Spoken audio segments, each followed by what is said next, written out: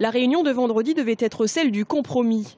Elle n'aura finalement été rien de tout ça, au vu de la réaction des parents d'élèves et des enseignants. Toujours pas de reconstruction en vue, mais une réhabilitation-extension des bâtiments. Le collège de Neuilly-Pompierre devrait ainsi s'accommoder d'une enveloppe de 11 millions d'euros au lieu des 18 prévus initialement. Le reste servira à réhabiliter le collège d'Azel-Rideau.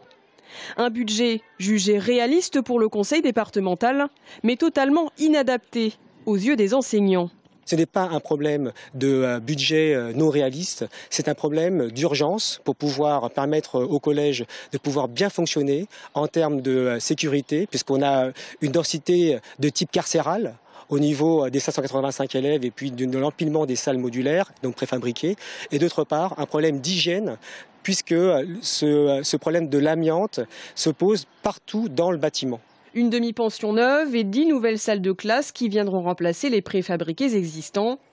Début des travaux en septembre 2017 pour Neuilly, en septembre 2018 pour Azé, pour prendre fin avant 2019. Le PPP, c'était un chèque en blanc. Aujourd'hui, on est une majorité responsable. On veut être sincère avec les Tourangeaux, avec nos électeurs. Et ça veut dire qu'aujourd'hui, il faut engager ce que l'on peut réellement faire. Dès le 15 juillet, la procédure sera lancée. Ce qui veut dire qu'on va être sur un temps assez raisonnable en délai de travaux, même si évidemment ça ne remplace pas l'impatience des parents d'élèves, mais l'engagement sera tenu, les travaux vont se dérouler et on sera sur un décalage de 12 mois sur le projet initial.